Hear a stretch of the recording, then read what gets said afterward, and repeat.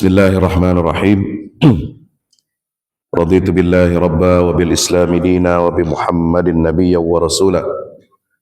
Subhanaka la ilma lana illa ma 'allamtana innaka antal alimul hakim. Rabbi zidna ilma warzuqna fahma.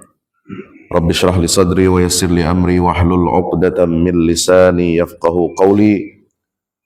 Allahumma la sahla illa ma ja'altahu sahla wa anta taj'alus sa'ba idza syi'ta sahla. Rabbana 'alaika tawakkalna wa ilaika anabna wa ilaikal masir.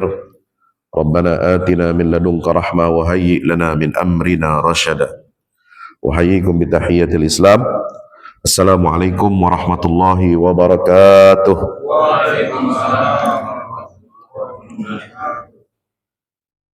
Mohon maaf suara saya agak flu ya. Jadi biasanya nggak begini, tapi sejak 2 hari terakhir ini suara saya kurang fit ya. Pertama-tama mari kita bersyukur kehadirat Allah Azza wa Jal. Dialah Allah Subhanahu wa Ta'ala yang menciptakan kita semua, menciptakan kedua orang tua kita, kakek nenek kita, semua makhluk yang ada di alam semesta ini. Allah bukan hanya sebagai pencipta, tapi juga Allah memberikan rizkinya kepada kita semua, kepada setiap ciptaannya. Rizki yang Allah berikan itu adalah rizki yang sangat sempurna, tidak lebih, tidak kurang, dan tidak akan tertukar. Allah juga bukan hanya sebagai pencipta dan pemberi rizki, tetapi juga Dia pemberi hidayah, yang memberikan petunjuk kepada semua makhluknya dengan aturan-aturan sistem yang ada di alam semesta, terutama sistem yang Allah wahyukan kepada baginda Rasulullah Muhammad sallallahu alaihi wasallam untuk menjadi penerang, menjadi pedoman, menjadi panduan bagi seluruh kehidupan umat manusia dari masa beliau diutus hingga akhir zaman. Maka kita bersyukur kehadirat Allah atas nikmat penciptaan, nikmat rizki, dan nikmat hidayah. Makanya kita berdoa kepada Allah setiap sholat kita. Doa yang paling utama adalah ihdinas siratal mustaqim. Kita mohon hidayah istiqamah, hidayah agar kita bisa tetap kokoh berdiri di atas hidayah petunjuk dari Allah Subhanahu wa Ta'ala. Wala tamutunna illa wa antum muslimun. Jangan kalian mati kecuali kalian berada dalam keadaan muslim. Mari kita senantiasa berselawat salam kepada baginda kita, junjungan kita Nabi Allah Muhammad sallallahu alaihi wasallam beserta seluruh keluarga, para sahabatnya.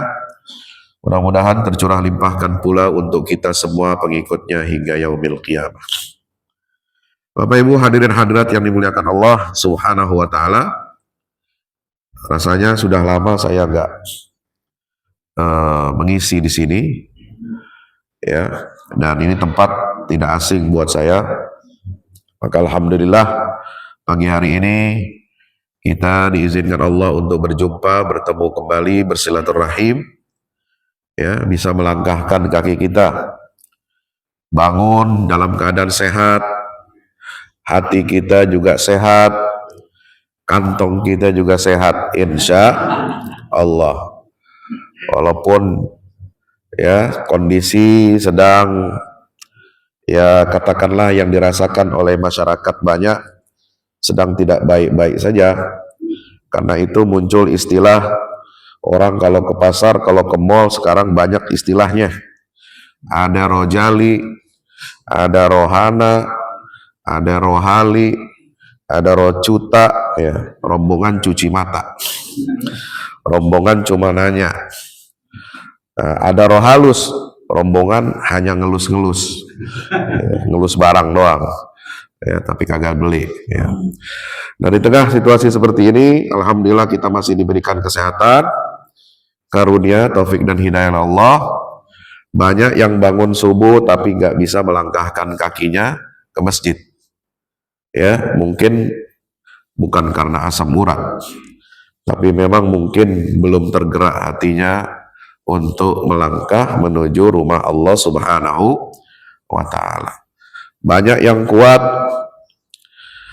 jalan kaki 10 km, jogging, maraton berkilo-kilometer jauhnya, tapi melangkah dari rumah kemari jaraknya cuma 100-200 meter kagak kuat. Maka itu kita bersyukur kehadirat Allah Subhanahu wa Ta'ala, kita masih diberikan nikmat untuk bisa beribadah, bersimpuh dan bersilaturahim di dalam rumah Allah Subhanahu wa Ta'ala. Bapak Ibu hadirin rahmati Allah, tema kajian kita adalah tentang fitnah-fitnah di akhir zaman dan solusi nubuwah. Kata fitnah di dalam Al-Quran ini mengandung arti ujian. Ya, tidak ada orang beriman yang tidak diuji oleh Allah. Ya. Dalam surah Al-Ankabut, surat Al-Ankabut ini artinya apa? Al-Ankabut artinya laba-laba. Ya.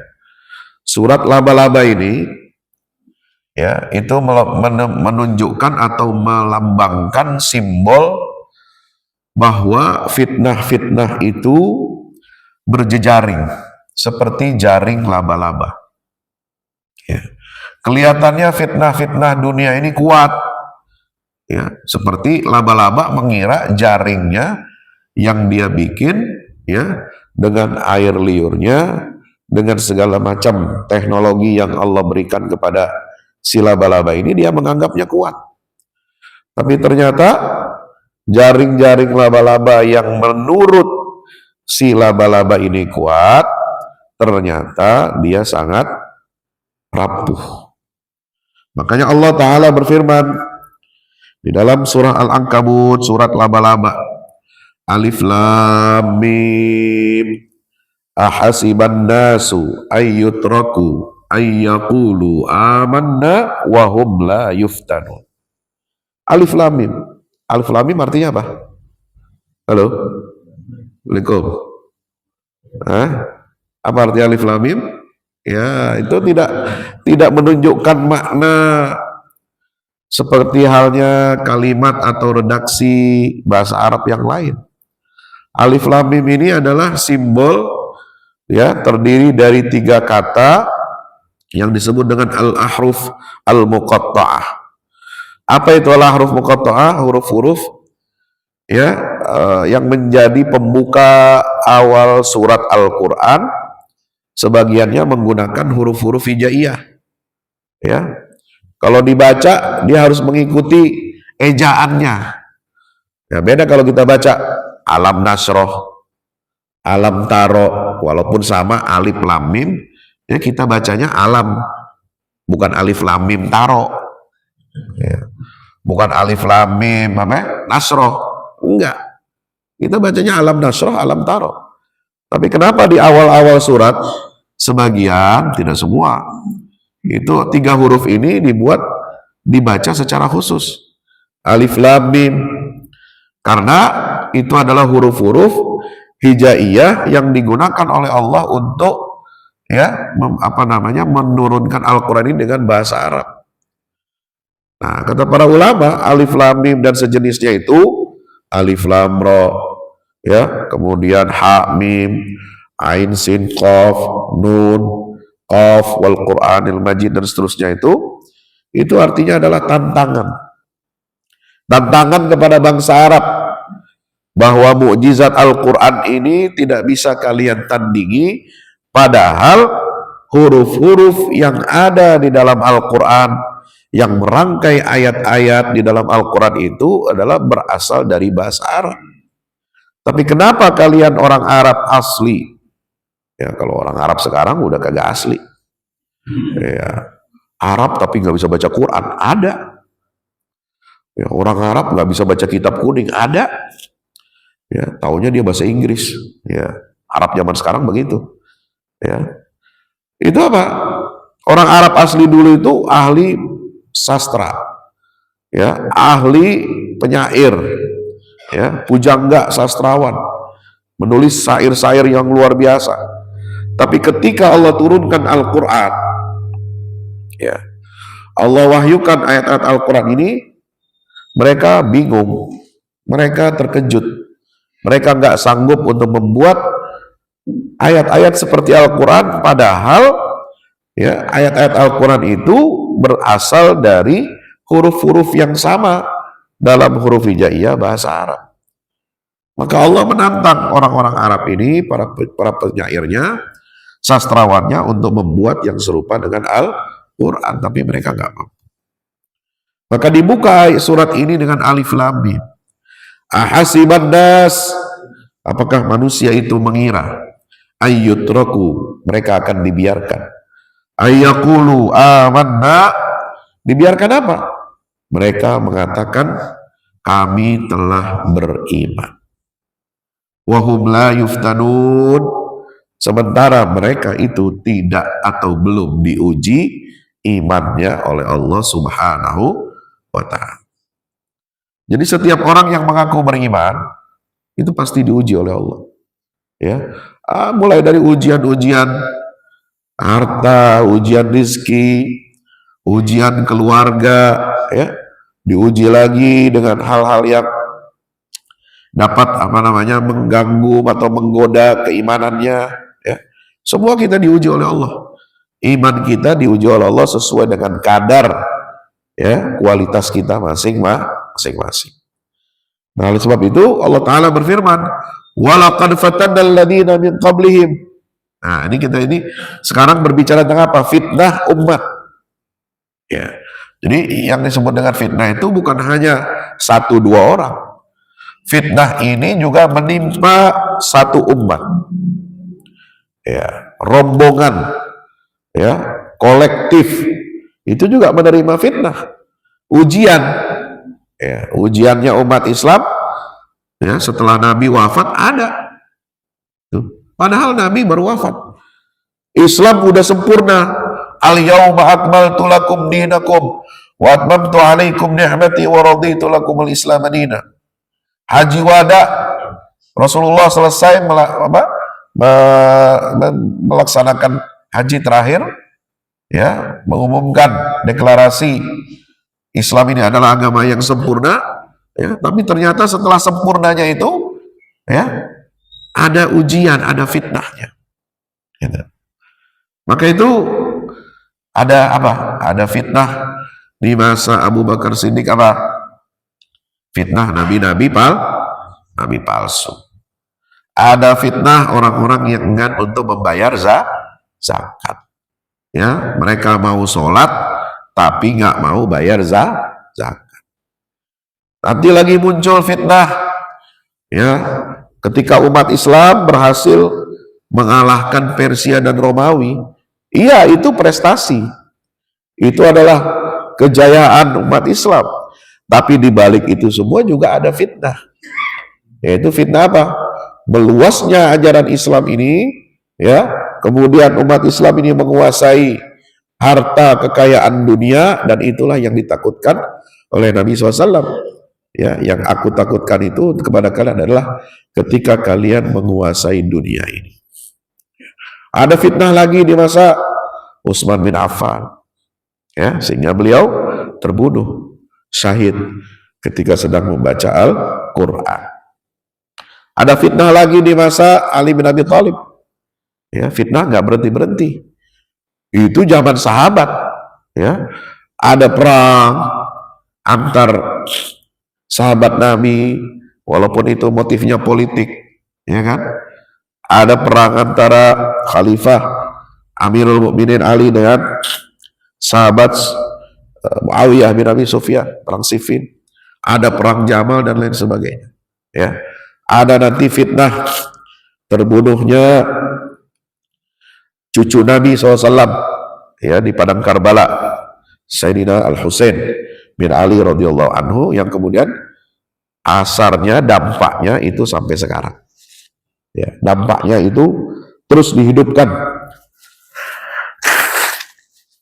Fitnah-fitnah ini luar biasa, ya. itu biasa terjadi di bulan Asyura.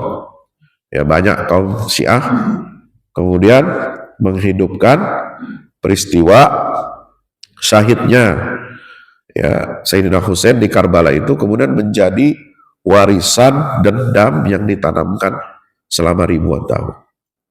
Menuduh bahwa sahabat ya atau keluarga Muawiyah ini anaknya Yazid yang membunuh Sayyidina Husain. Kemudian menuduh Ahlus Sunnah wal Jamaah ini adalah pengikut Muawiyah. Maka Ahlus Sunnah harus bertanggung jawab atas terbunuhnya Sayyidina Al-Husain. Nah, ini fitnah-fitnah. Fitnah tasyayyu. Ya, Abdullah bin Sabah zaman Ali bin Abi Thalib. Ya, sampai Ali bin Abi Thalib itu bilang apa? Ya, saya akan bakar dia. Kemudian dia lari. Ya. Nah, ini macam fitnah ini. Apalagi fitnah di zaman kita, zaman sekarang. Ya, Bapak Ibu hadirin rahmati Allah Subhanahu wa taala. Maka Allah mengingatkan kita, walaqad fatanna alladziina min qablihim. Ini airnya hangat apa enggak ini? Nah, minta tolong kita dikurangin setengah, diisi yang panas. Ya. Nah, kalau subuh kalau subuh dingin begini, nah itu biasanya tambah parah suaranya ini.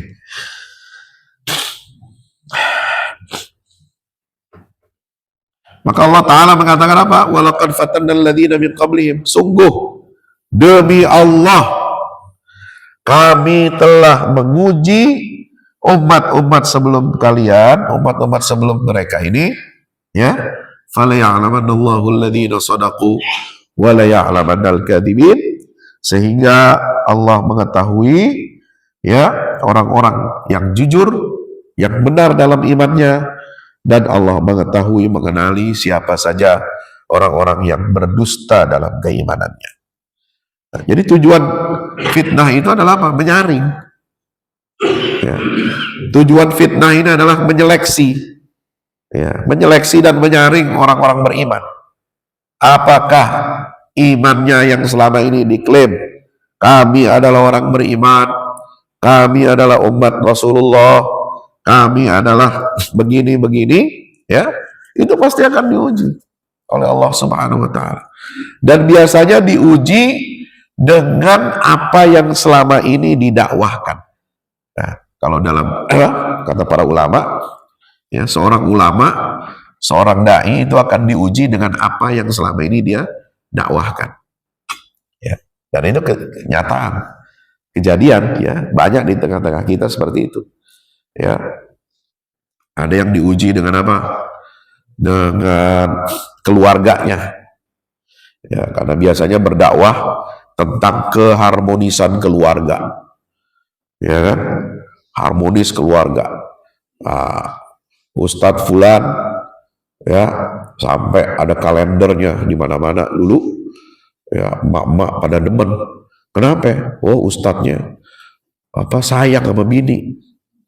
Iya. Tapi ketika dia nikah lagi, itu kalender dirobek-robekin sama mama. Ya. Apa namanya? Gelas yang ada foto, ya, itu dilempar-lemparin. Ya. Masya Allah. Itulah fitnah, ya, ujian. Apa yang selama ini dia dakwahkan pasti itu akan dia akan nyangkut di situ gitu. Ya, banyak lagi yang lain-lain seperti itu. Ya, mohon maaf. Ini bukan ini jadi ibrah aja buat kita. Bahwa fitnah itu nyata. Ya. Fitnah yang paling berat ini adalah fitnahnya para nabi dan rasul yang menimpa mereka. Fitnahnya para dai, para ulama. Ada ulama yang apa namanya? Yang dalam tanda petik apa? Ada rasa dengki dan iri kepada ulama yang lain. Itu fitnah juga. Makanya kita harus jaga hati kita. Jangan sampai kita, ya, mendapatkan ujian fitnah ini lalu kita tidak berhasil lulus dalam menghadapi ujian tersebut. Bapak Ibu hadirin rahmati Allah Subhanahu wa taala. Nah, bagaimana dengan fitnah di akhir zaman? Nah, fitnah di akhir zaman ini, ya, secara umum digambarkan dalam hadis Nabi SAW yang diriwayatkan oleh Sayyidina Anas bin Malik radhiyallahu anhu, ya, ditakhrij oleh Imam At-Tirmidzi nomor 2197 dan Imam Al-Hakim nomor 8355. Apa kata Nabi SAW? Takunu baina yaday sa'ah, akan ada nanti menjelang hari kiamat fitanun, berbagai macam fitnah, kaqita'il lailil muslim. Fitnah itu saking banyaknya, saking pekatnya, itu seperti apa? Potongan-potongan malam yang sangat gelap. Yusbihur rajulu fiha mu'minan, ya, seorang mukmin pagi hari dia masih beriman. Ada seorang pagi-paginya dia masih beriman. Wa yumsi kafiran, tapi sore harinya dia sudah kafir. Wa yumsi mu'minan wa yusbihu kafiran. Sore hari, malam harinya dia masih beriman kelihatannya, tapi keesokan paginya dia sudah kafir. Yabi'u aqwamun dinahum bi'aradin minad dunya. Kenapa? Banyak di antara kaum-kaum itu yang menjual agamanya dengan harta dunia yang remeh. Ya, ini hadis dari siapa? Anas bin Malik. Yang serupa dengan itu diriwayatkan oleh Abu Hurairah radhiyallahu anhu. Badiru bil a'mal. Ya, segeralah kamu, ya, berlomba-lombalah kamu untuk meningkatkan amal saleh. Sebab apa? Fitanan, kalian itu berlomba antara amal soleh itu berlomba dengan fitnah. Jadi amal soleh kita itu akan berbanding lurus, ya, dengan fitnah-fitnah ujian keimanan. Kaqita'il lailil muslim, seperti bagian-bagian malam yang gelap. Sama redaksinya. Setelah itu pagi hari orang itu masih mukmin, sorenya malamnya dia kafir. Atau sorenya dia mukmin, keesokan paginya dia sudah kafir. Kenapa? Yabi'u dinahu bi'aradin minad dunya, dia menjual agamanya dengan harta dunia yang remeh. Nah, ini kalau kita bicara tentang fitnah secara umum, ya, nauzubillah min zalik. Fitnah secara umum itu seperti itu. Nah, ada nanti fitnah di akhir zaman. Nah, akhir zaman ini akhir yang seperti apa? Banyak orang, ya, ikut kajian akhir zaman. Tapi ketika ditanya apa ciri akhir zaman, nggak tahu. Ya pokoknya akhir zaman, Pak Ustadz. Ya, ikut pengobatan akhir zaman, ya, kagak pakai obat dokter, ya, kagak mau dioperasi, ya, kagak, kalau jatuh dari motor, ya, maunya diurut patah tulang, kagak mau ke dokter, kira-kira begitu, ya, ya nggak ada salahnya, ya. Memang orang boleh milih, mau memilih pengobatan model kedokteran modern, medisin, yang itu sejak zaman keemasan Islam juga sudah ditemukan. Ya, operasi ini, operasi itu sudah ditemukan. Ya, ada ilmuwan-ilmuwan Islam, dokter-dokter Muslim yang sudah menemukan teori-teori praktek medisin kedokteran modern jauh sebelum Barat menemukan itu. Maka ada intelektual, ulama, ilmuwan, dokter-dokter Muslim seperti Ibnu Sina, ya, Ibnul Haytham dan lain sebagainya. Ya, itu dia sudah menemukan. Ya. Tapi kalau orang ingin pengobatan alternatif, biasanya pengobatan alternatif ini nggak ada standarnya. Ya, standarnya kagak ada. Ya, datang lagi, akhirnya biaya pengobatan alternatifnya sama aja dengan biaya ke dokter, bahkan lebih mahal.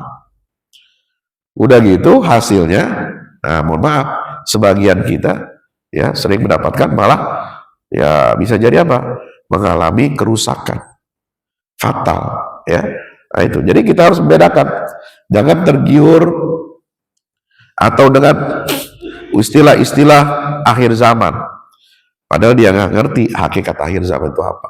Nah, Bapak Ibu yang dirahmati Allah, yang disebut dengan akhir zaman ini, ciri utamanya, ya kata Nabi SAW, juga menurut Al-Quranul Karim, itu adalah para ulama berijma, yang disebut dengan akhir zaman itu adalah masa di mana umat Yahudi dari seluruh dunia yang berdiaspora di banyak negara di dunia ini, kemudian mereka berhasil pulang kampung, kembali ke Baitul Maqdis, kembali ke negeri para nabi, yaitu Palestina. Ini ciri akhir zaman. Ya. Sebelum itu nggak disebut akhir zaman. Ya. Kenapa? Allah Ta'ala menyatakan di dalam Al-Quran, surat Al-Isra. Surat Al-Isra ini di juz berapa? Juz 15. Ya. Bukan juz Al-Pukat. Ya. Bukan juz mangga, juz 15. Ya. Wa qulna min ba'dihi li bani Israila uskunul ardo fa idza jaa wa'dul akhirati ji'na bikum lafifa. Ya, jika kata Allah dalam Al-Quran, ya, kami telah firmankan sepeninggal Musa alaihissalam, mereka ini ya banyak mengalami pasang surut, ada masa-masa kejayaan setelah Nabi Musa wafat, ya, itu ada masa kejayaan Bani Israel. Di masa siapa? Nabi Daud dan Sulaiman. Kemudian masa-masa surut, mereka hancur, dibinasakan oleh musuh-musuhnya, ya, seperti Kaisar Nebukadnezar dari Babilonia. Kemudian Raja Romawi Titus, ya, dua orang ini yang menghancurkan bait suci Sulaiman, ya, atau sering orang Yahudi menyebutnya apa? The Solomon Temple, kuil Sulaiman. Jadi aneh juga, Nabi Sulaiman kok bangun kuil. Ya, istilah kuil itu untuk umat yang menyekutukan Allah, ya, penyembahan makhluk. Kalau Nabi Sulaiman itu diriwayatkan dalam hadis Nabi, itu beliau itu membangun Masjidil Aqsa, memugar, merenovasi. Itu hadisnya dalam Ibnu Majah, ya. Lamma faragha Sulaiman bin Dawud bin bina'i Baitil Maqdis sallallahu alaihi wasallam. Selesai Nabi Sulaiman putra Daud membangun atau merenovasi bangunan Baitul Maqdis, dia minta kepada Allah 3 permohonan. Jadi ketika peresmian pembangunan renovasi Masjidil Aqsa, jadi Nabi Sulaiman ini mohon kepada Allah, minta 3 hal, berdoa 3. 1, minta kekuasaan. Ya, kalau gitu boleh dong kita berdoa minta jabatan, ya boleh-boleh aja. Ya nggak boleh ngejar-ngejar jabatan. Nggak mampu tapi merasa mampu. Ya, habis itu tipu-tipu, habis itu bayar, ya, money politik, ya, bayar rakyat untuk milih dia. Habis kepilih dia korupsi, habis korupsi mati. Ya. Nah, ini kan repot, ya. Nauzubillah min dzalik. Nabi Sulaiman itu minta kepada Allah kekuasaan. Artinya apa?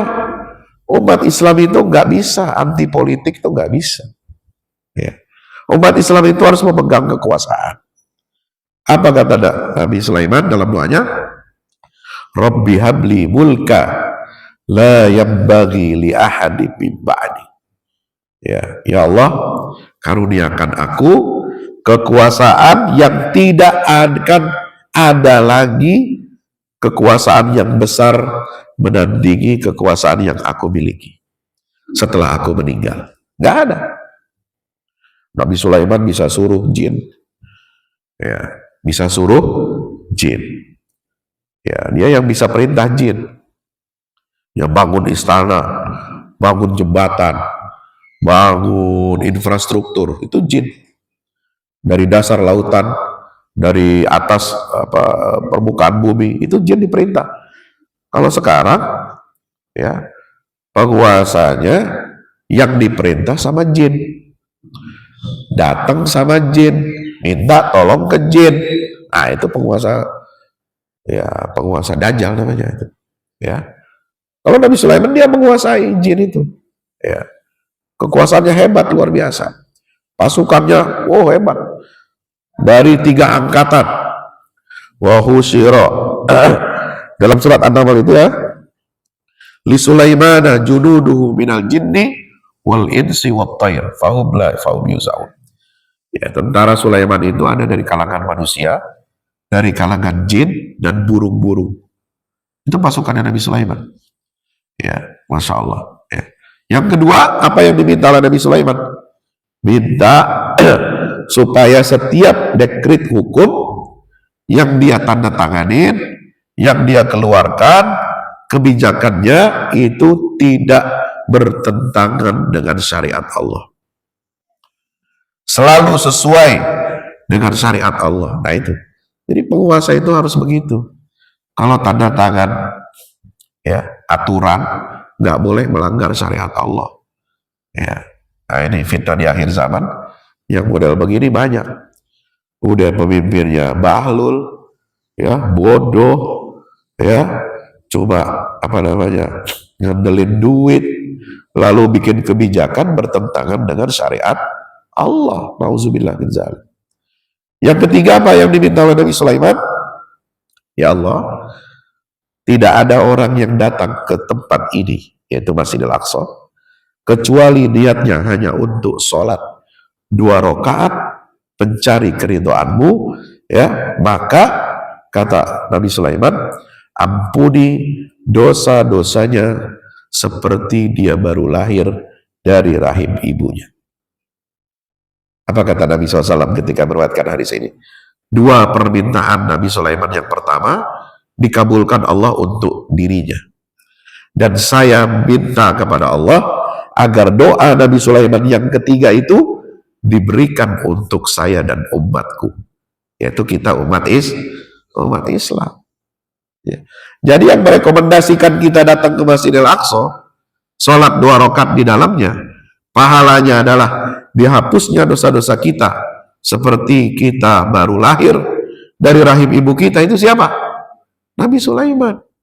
Sebelum Nabi mengatakan pahala sholat Masjidil Haram sekian-sekian, pahala sholat di Masjid Nabawi sekian, pahala sholat di Masjidil Aqsa sekian, Nabi Sulaiman sudah minta kepada Allah. Dan doa itu dikabulkan Allah untuk siapa? Umatnya Nabi Muhammad sallallahu alaihi wasallam. Apa kaitannya dengan akhir zaman? Nah, kaitan dengan akhir zaman itu, ya, ciri akhir zaman ini adalah kembalinya Yahudi ke Palestina. Setelah mereka berdiaspora, dihancurkan 2 kali oleh Nebukadnezar, lalu diselamatkan oleh Kaisar Kisra Persia, Sirus yang Agung. Nah, makanya Israel itu warganya, pemimpinnya itu bilang ke orang-orang Iran yang kemarin perang mereka itu, ya, 12 hari perangnya, nggak lama, cuma 12 hari. Kalau Gaza perangnya sampai 2 tahun sekarang. Ya. Rakyat Israel bilang apa? Ayolah kita kembali bersahabat, kembali berteman. Kenapa? Karena nenek moyang kita dulu bersahabat.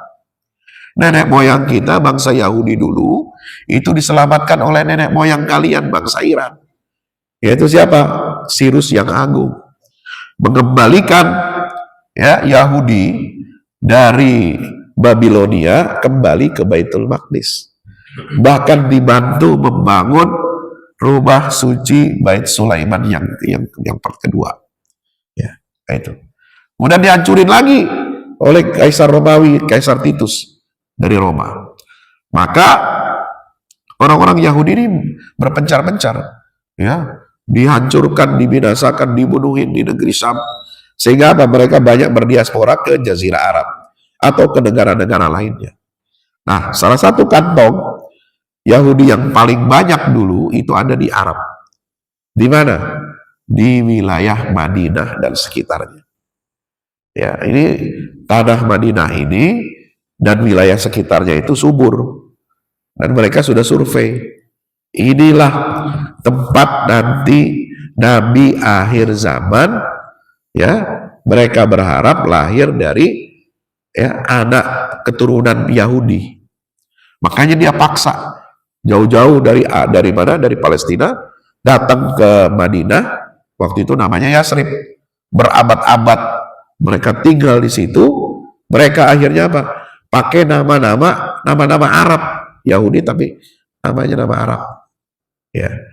Makanya dulu ada sahabat Yahudi yang masuk Islam namanya Abdullah bin Salam. Ya.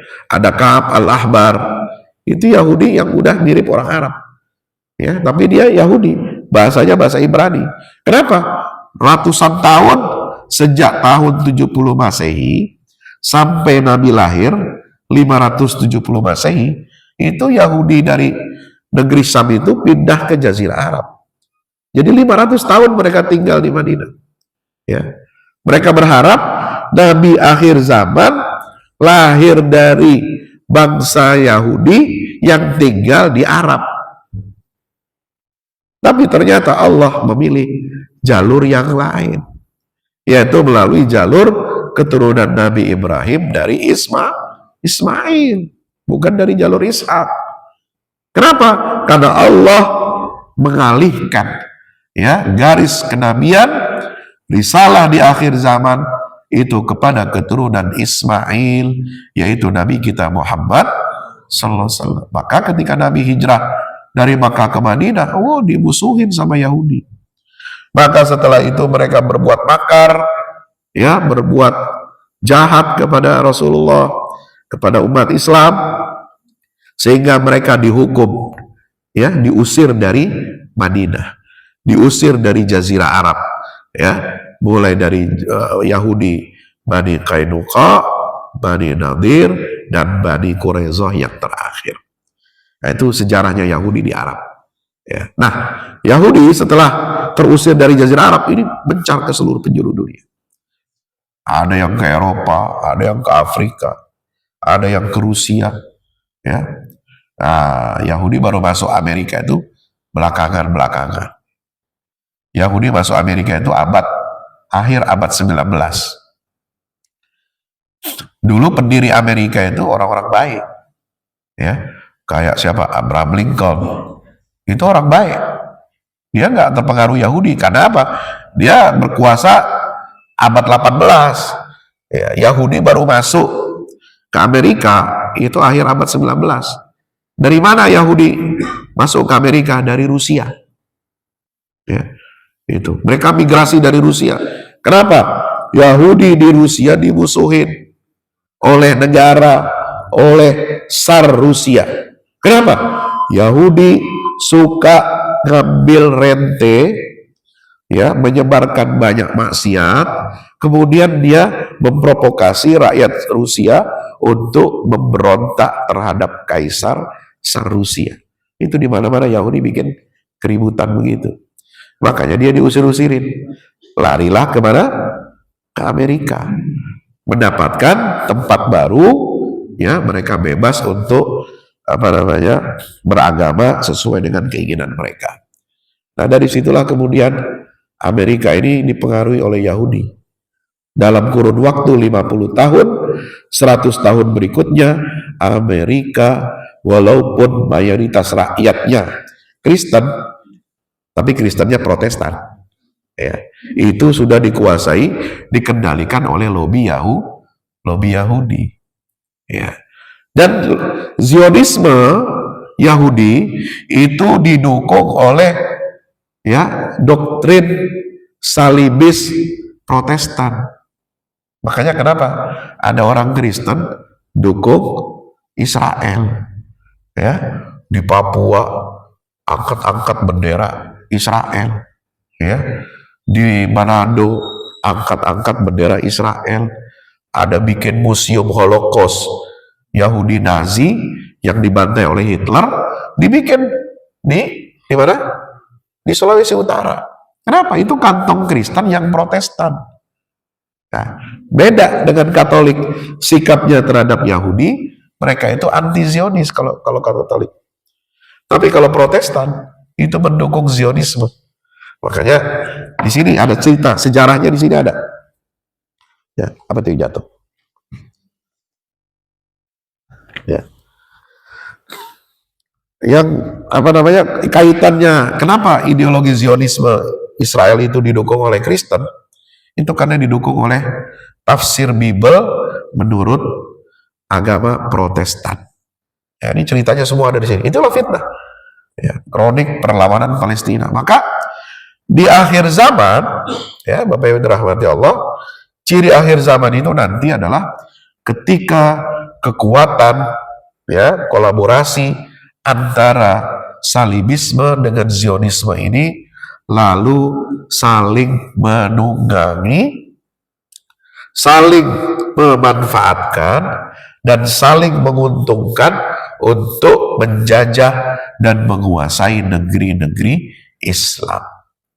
Dan negeri Islam yang pertama dijajah di era modern qadarullah itu adalah Baitul Maqdis. Kapan? Ketika Inggris menang Perang Dunia yang ke-1, ya, memberikan janji kepada Yahudi internasional bahwa tanah Palestina, kalau Inggris menang Perang Dunia ke-1 melawan Ottoman Turki. Siapa itu Ottoman? Ottoman itu dinasti, ya, Muslim yang berkuasa, ya, di 3 benua, Afrika Utara, Asia, dan Eropa. Ya, itu adalah Kekaisaran Ottoman yang pusatnya di Istanbul. Ya, dulu namanya Konstantinopel. Ketika Inggris menang Perang Dunia ke-1, maka dia mengambil alih wilayah-wilayah yang dulu berada dalam taklukan Ottoman. Salah satunya yang diincar itu karena Yahudi dengan kekuatan modal uangnya ikut saham memodalin, ya, dia kasih modal. Itu memang yang paling gampang itu begitu. Penguasa bekerja sama dengan pemodal. Ya, itu dari dulu begitu. Ya, yang modalin Inggris Perang Dunia ke-1 Yahudi. Duitnya nggak kira-kira. Ya, kenapa? Sebelumnya Yahudi itu, Zionis itu menawarkan kepada Sultan Ottoman Abdul Hamid II, ya, untuk apa? Mereka bisa membeli tanah-tanah yang ada di Palestina, terutama di Yerusalem. Mereka minta kepada Sultan untuk memberikan izin beli tanah. Bukan minta gratis, enggak. Izin beli tanah. Ditolak oleh Sultan Abdul Hamid. Sebelumnya sudah 50 tahun sebelumnya mereka sudah mulai beli-beli tanah. Makanya hati-hati, ya.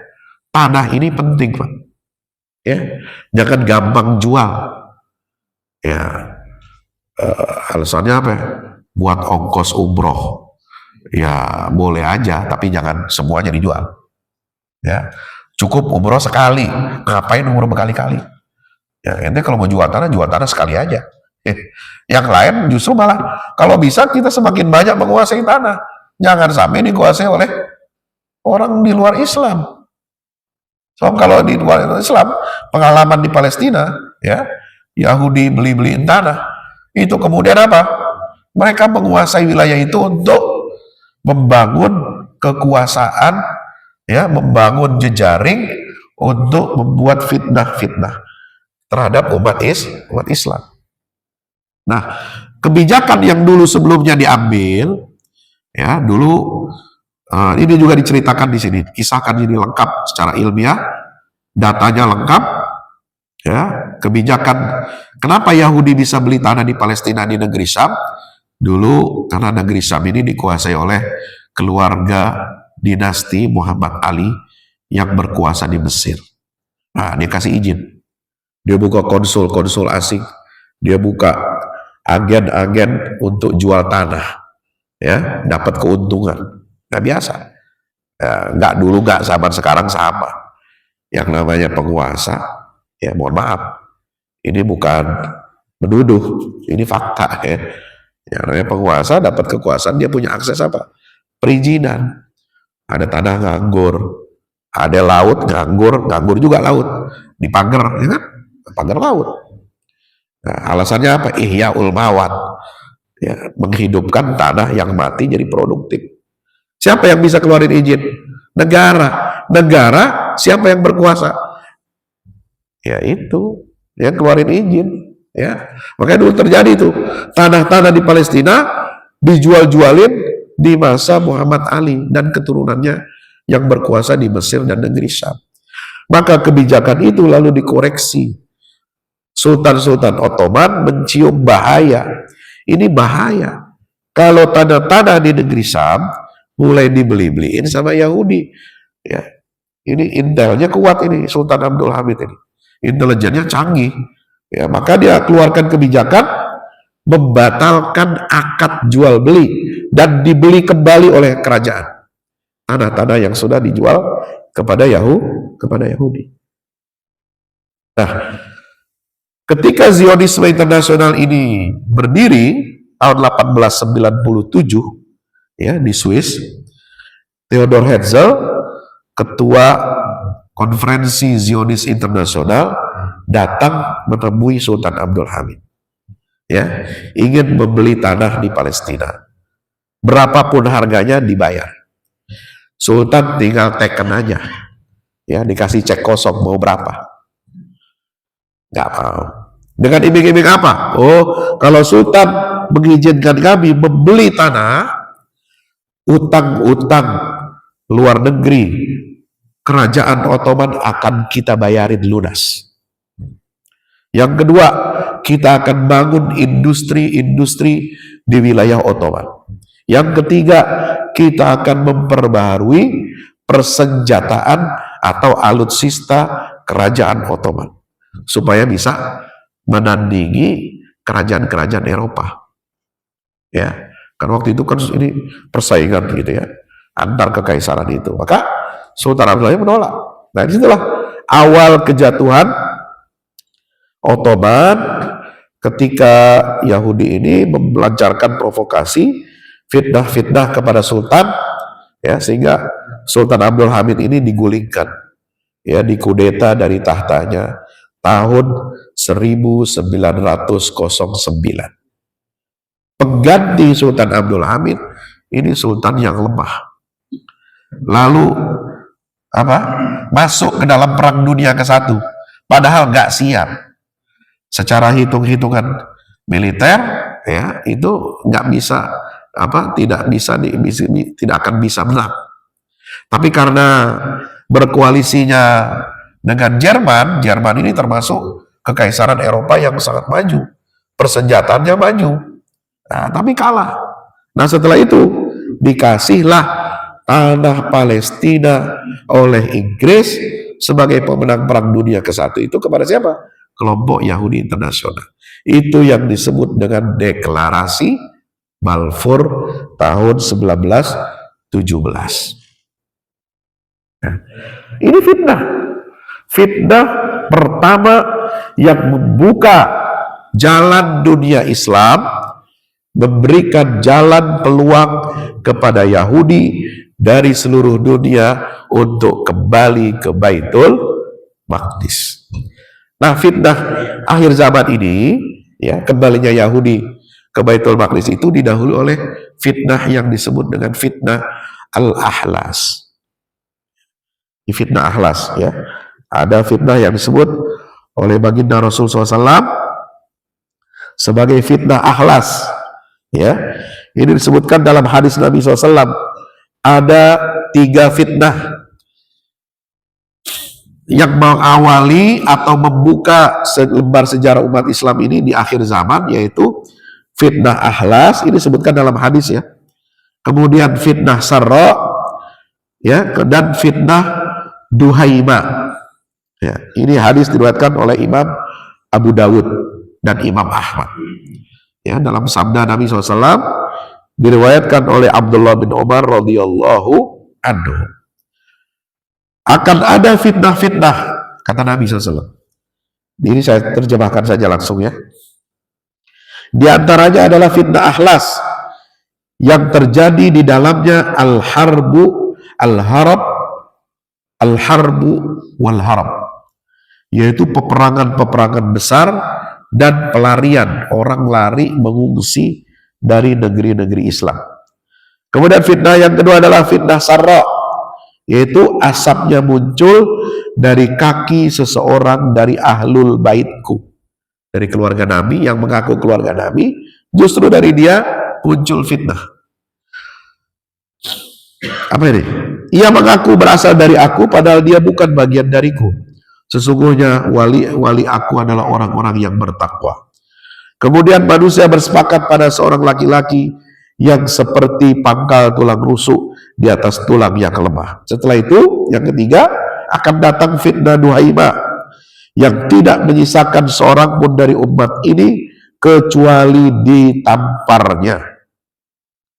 Jika dikatakan fitnah itu telah selesai, ia justru semakin panjang.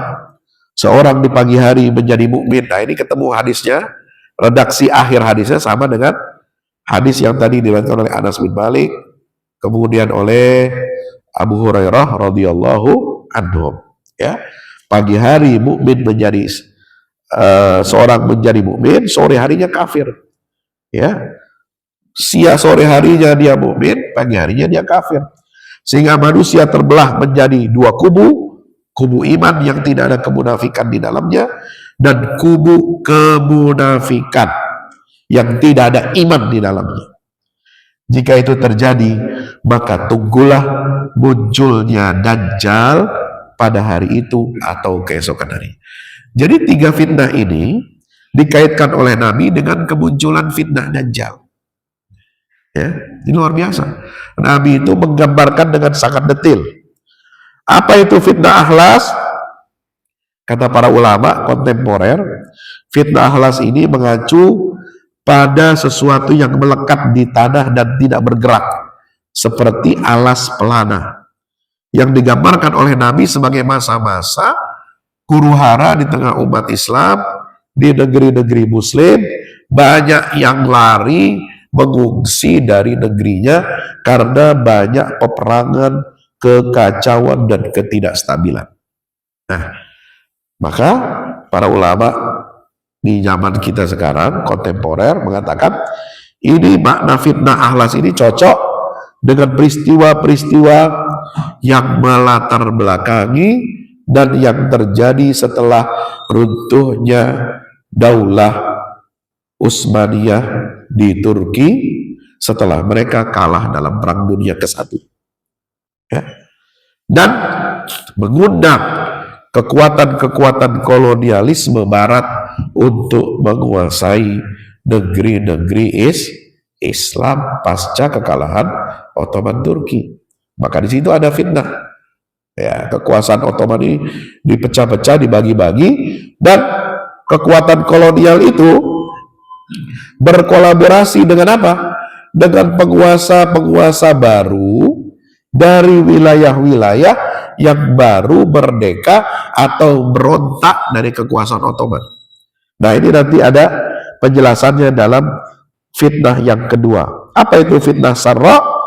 Fitnah yang isinya tampak seperti nikmat atau kebaikan, tetapi di dalamnya terdapat asap atau kerusakan yang berasal dari seorang ahlul bait Nabi SAW. Nah, ini fitnah dikaitkan dengan apa? Masa-masa revolusi Arab.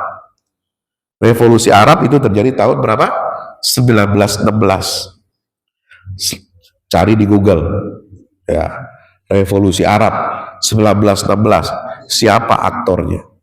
Itulah pemimpin negara-negara Arab yang baru muncul, ya, yang melahirkan Arab Saudi, kerajaan Yordania, ada macam-macam, ada Yaman, ada Mesir. Wah, itu nggak karu-karuan, ya. Nah, fitnah inilah yang diawali dari revolusi Arab besar ini, ya di mana rakyat Arab, Jazirah Arab dari Hijaz memberontak terhadap kekuasaan Ottoman Turki. Ya itu. Nah ini yang kemudian nanti insya Allah kita akan gali ya secara lebih jauh insya Allah dalam dialog dan tanya jawab kita. Ya. Saya kira itu yang dapat kami sampaikan ya karena pembahasannya cukup panjang ya tidak bisa kita selesaikan tapi minimal kita ada gambaran tentang ini semua ada di dalam buku-buku tulisan yang saya buat ya untuk menanggapi peristiwa badai atau taufan Al-Aqsa di Palestina dan kaitannya dengan fitnah-fitnah yang disebutkan dalam hadis-hadis Nabi SAW. Demikian yang dapat kami sampaikan, mudah-mudahan bermanfaat. Aqulu qouli hadza astaghfirullah li wa lakum. Wassalamualaikum warahmatullahi wabarakatuh. Waalaikumsalam.